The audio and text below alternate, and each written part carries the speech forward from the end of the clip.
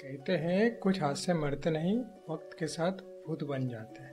भोपाल की उस सड़क पर जहां पर 1984 का गैस हादसा आज भी जिंदा है। दो दोस्तों ने एक रात वहां से जाने की गलती कर दी। हर शहर में कुछ ऐसी जगह होती है जहां पर लोग दिन में भी नहीं जाना चाहते, और आज रात वो दो लड़के उसी जगह पर कदम रखने वाले थे। भाई आज देखते हैं ये भूत प्रेत की बातें कितनी सच्ची है। हर परछाई बस एक कहानी नहीं बताती है, कभी कभी वो अपने साथ किसी को लेकर जाती है। बाइक का टायर अचानक स्किड करता है, तेज ब्रेक की चीख और धुंध में सफेद साया पार होता है। भाई वो क्या था, इंसान था या कुछ और? कुछ हादसे मिटते नहीं, वो लौटकर इंसाफ मांगते हैं।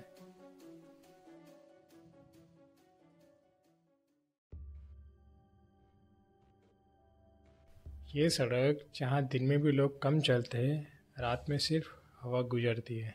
सावन और मेहुल आज इसी रास्ते पर जाने वाले थे। सावन कहता है मेहुल से कि भाई जल्दी बाइक यहाँ से निकालते हैं, बहुत रात हो चुकी है। मेहुल कहता है कि भाई इतनी जल्दी क्या है, इतनी मस्त ठंडी हवा चल रही है, मज़ा आ रहा है। फिर धीरे धीरे वो दोनों उस सड़क पर पहुँचे जो फैक्ट्री के दीवार के पास जाती थी। मेहुल सावन से कहता है कि यही है वो जगह जहाँ लोग कहते हैं कि रात को कोई दिखता है। सावन कहता है कि ये सब बकवास बातें हैं यार, चल आगे बढ़ते हैं। उतने में ही मेहुल ने सावन से कहा कि वो देखा तूने? सावन ने कहा क्या? मेहुल डरते हुए कहा कि वो सफ़ेद कपड़े में कोई था वहाँ पर। सावन ने बोला कि भाई तो फिर शुरू हो गया, पेड़ की छाया होगी यार, तो पैनिक मत हो। उसी समय एक बच्ची की हल्की सी हंसी सुनाई दी। तभी मेहुल ने कहा कि भाई ये हंसी सुनी तूने? ये तो हवा से आवाज़ नहीं आई होगी। सावन कहता है कि भाई किसी ने रेडियो चालू रखा होगा, उसकी आवाज़ होगी। फिर वो दोनों ने उस हंसी को नज़रअंदाज किया और उनके कदम भारी होने लगे। तभी सावन ने मेहुल से कहा कि रुक जा भाई, कुछ सरसराने की आवाज़ आई। मेहुल कहता है कहाँ से? सावन कहता है पीछे से आवाज़ आई। दोनों पीछे पलटते हैं, तभी एक सफ़ेद बड़ी आकृति सामने दिखती है। मेहुल और सावन दोनों घबरा जाते हैं। तभी मेहुल ने कहा कौन है यहाँ पर, कौन हमें परेशान कर रहा है? तभी सावन कहता है कि हम तो सिर्फ यहाँ से जा रहे थे, हमारा इंटेंशन आपको परेशान करना नहीं था। तभी एक आवाज़ आती है, बचाओ बच्चों बचाओ। मेहुल कहता है कि भाई ये कौन बोल रहा है? सावन कहता है ये कोई और नहीं है, ये वही है जिसके बारे में यहाँ के लोकल बात करते हैं। हवा एकदम ठंडी पड़ती है और मेहुल अचानक बेहोश होकर नीचे गिर जाता है। सावन उसे उठाने की बहुत कोशिश करता है। मेहुल उठ, क्या हुआ तुझे?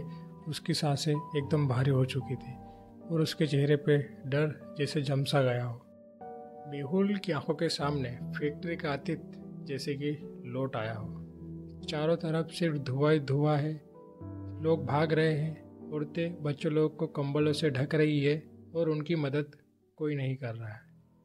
फिर अचानक एक महिला की छवि सामने आती है। वो देखकर मेहुल एकदम दंग रह जाता है। मेहुल ने कहा कि तुम कौन हो? तो एक धीरे से आवाज़ आती है, मीरा। ये कहकर धीरे धीरे वो औरत गायब हो जाती है। सावन मेहुल को उठाने लगा, भाई उठ, क्या हुआ तेरे को? तभी मेहुल उठता है। ये सारी चीज़ें मेहुल बेहोशी की हालत में देखता है। फिर मेहुल कमज़ोर आवाज़ में बोलता है कि मैंने उसे देखा है, वो बच्चों के साथ थी, वो रो रही थी। सावन कहता है कौन, किसकी बात कर रहा? अरे तू ये सब छोड़ बातें, चल फटाफट बाइक पर बैठ, यहाँ से निकलते, मुझे सही नहीं लग रहा है यहाँ पर। दोनों फिर बाइक पर बैठकर वहाँ से निकल गए। थोड़ी दूर जाते ही एक चौकी आई। वहाँ पर एक चौकीदार बैठा था। उसके पास जाके गाड़ी रोकी और उसे ये पूरी घटना उनके साथ जो घटी थी वो चौकीदार को बताई। तब चौकीदार ने कहा कि रात को इस सड़क से आना ठीक नहीं है बेटा, बहुत लोगों ने देखा है उसे। सावन ने कहा किसे देखा? क्योंकि उसने वो देखा ही नहीं जो मेहुल ने बेहोशी के समय देखा था। फिर चौकीदार ने कहा कि एक औरत जलते चेहरे वाली, वो अपने बच्चे को ढूंढ रही है। मेहुल ने कहा कि उसका नाम मीरा था। तब चौकीदार कहता है कि हाँ, लोगों से तो यही सुना है, कहते हैं कि गैस लीकेज के दौरान इसका बच्चा और ये औरत यहाँ गए थे, तब से ये रास्ते पर इनकी आत्मा भटकती है और आने जाने वाले लोगों को ये दिखती है। सावन चौकीदार से पूछता है कि अब ये क्या चाहती है। तब चौकीदार कहता है कि बस इतना चाहती है कि इसकी कोई कहानी सुने और इसे याद रखे।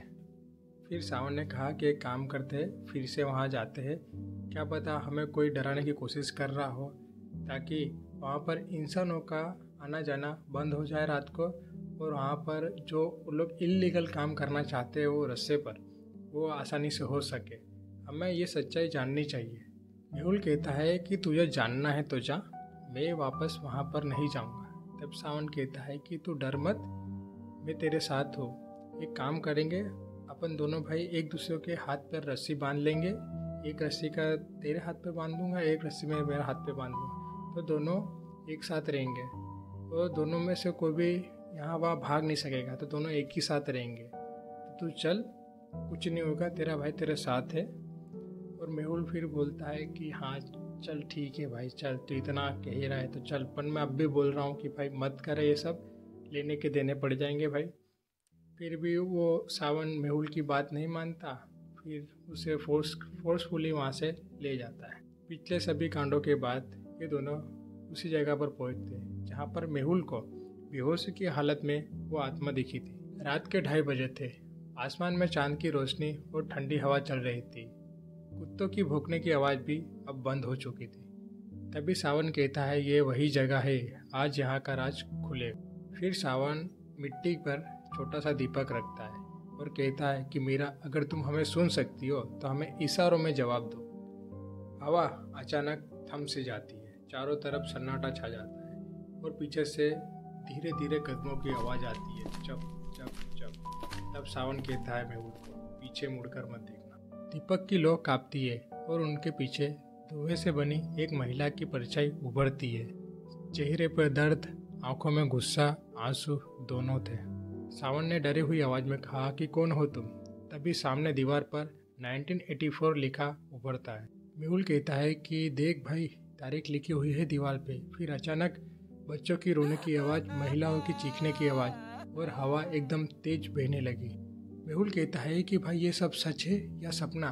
तभी सावन कहता है कि भाई ये सब सच है, अब तो मुझे भी दिखाई और सुनाई दे रहा है। फिर सावन कहता है कि मीरा, तुम हमें सुन रही हो? हमें चोट मत पहुंचाना, हम यहाँ पर तुम्हें परेशान करने नहीं आए हैं।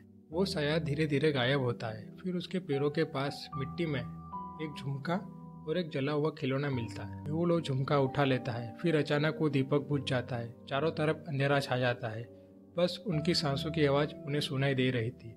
फिर वो दोनों बाइक के पास भागकर आए और बाइक पर बैठकर दोनों अपने घर के लिए निकल जाते हैं वहाँ से। रात खत्म हुई पर डर नहीं गया। अगले दिन कुछ और शुरू हो गया। मेहुल अपने बिस्तर पर लेटा है, कपड़े गीले, माथे पर पसीना और आंखें लाल। सावन मेहुल के पास आता है और कहता है कि मेहुल उठ भाई, क्या हुआ तुझे?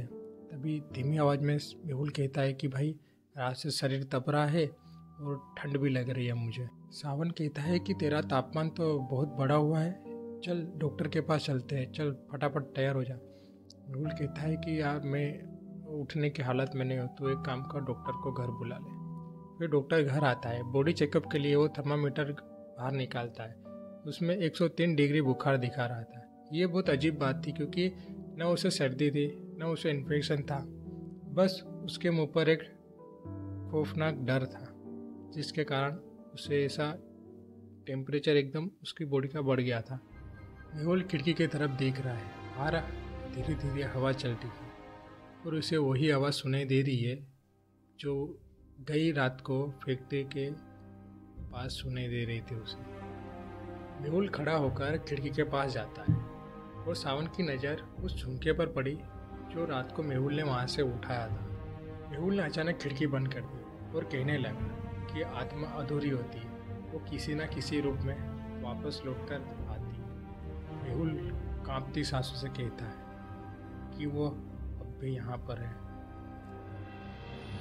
भोपाल के उस पुरानी सड़क पर आज भी अगर दीपक अपने आप जल उठे तो समझ जाना कि किसी को अपनी इंसाफ चाहिए।